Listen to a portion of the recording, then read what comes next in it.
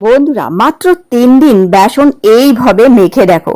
বেসনের মধ্যে এই যে দুটি জিনিস আজকে মিশিয়ে এইভাবে যদি মেখে নিতে পারো, যতই কালো দাগ ছোপ থাকুক যাই থাকুক না কেন, পার্লারের মতন গ্লো মুখে পাবে কিন্তু শুধু বেসনের এই সহজ ঘরোয়া উপায়টা দিয়ে। একবার বেসন এইভাবে মেখে দেখো, যেভাবে আজকে আমি তোমাদের বলে দিচ্ছি। কালো ত্বক, কালো হাত পা মুখ ফর্সা করতে পারবে শুধু বেসনের এই সহজ উপায়টা দিয়ে।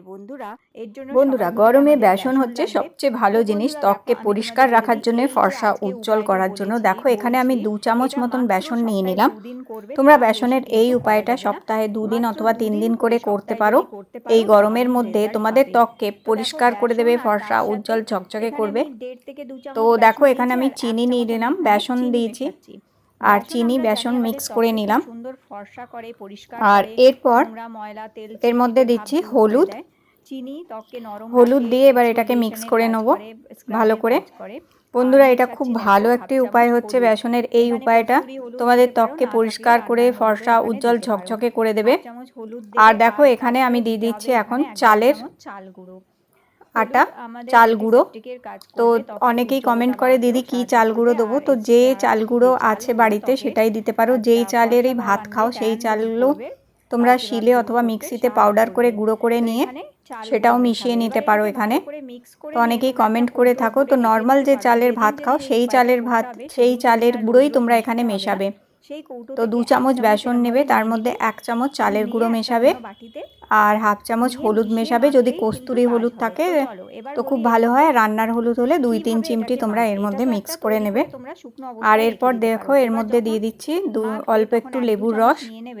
আর যাদের লেবুর রস স্যুট করে না তারা তোমরা আলুর রস অথবা শশা রস দিয়ে দিতে পারো এর মধ্যে।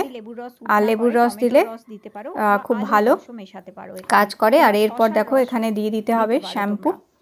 তো তোমরা যেই শ্যাম্পুটা ইউজ করো সেই শ্যাম্পুই এখানে দিয়ে দেবে। হাফ চামচ শ্যাম্পু মিক্স করার পর দিয়ে দেবে এখানে দুধ। দুধ না থাকলে দই থাকলে দইও মেশাতে পারো, আর দুধ যদি থাকে দুধ মিশিয়ে এটাকে গুলে নিতে হবে ভালো করে। তো দেখো এটা মিক্স করে নিচ্ছি খুব ভালো করে। এখন খুব ভালো করে এটা মিক্স করে নেবে, খুব ভালো হচ্ছে। এটা শুধু মুখেই না, এটা হাতে পায়েও মাখতে পারবে বন্ধুরা। খুবই ভালো একটা face pack, D10 face pack হচ্ছে, তোমাদের ত্বকের কালো ভাব দূর করে দেবে আর ত্বকের উজ্জ্বলতা আনতে তোমাদের হেল্প করবে খুব সুন্দর। এটা দেখো খুব ভালো করে মিক্স করে নিয়েছি এখানে আমি। আর এরপর ভালো করে মিশিয়ে নিয়ে আর এখন দেখো এটা একদম রেডি হয়ে গেছে।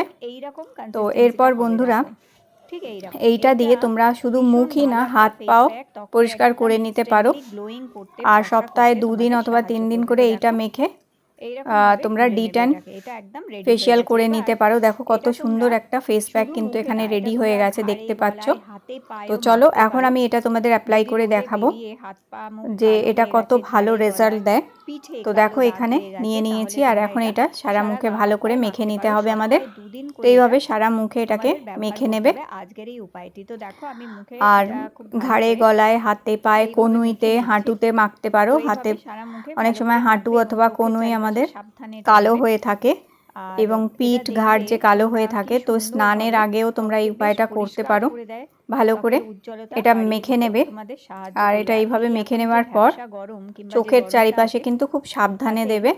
আর বেশিক্ষণ না, মাত্র 10 মিনিটই এটা রাখতে হবে, তার বেশি রাখতে হবেই না। মাত্র 7 থেকে 10 মিনিটেই দেখবে তোমাদের ত্বকে দারুণ ফর্সা গ্লো কিন্তু নিয়ে আসবে।